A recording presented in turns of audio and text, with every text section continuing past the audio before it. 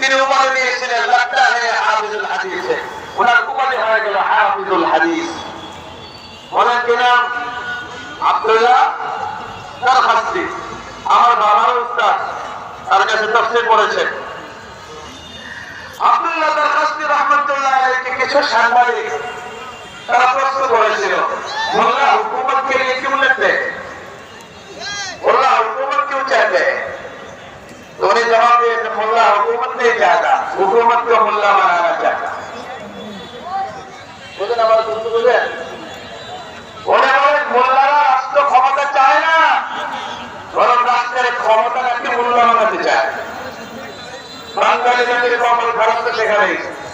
আমরা মসজিদের জায়নামাজ থেকে মোল্লা বানিয়েছি, আমরা মিম্বরকে মোল্লা বানিয়েছি, আমরা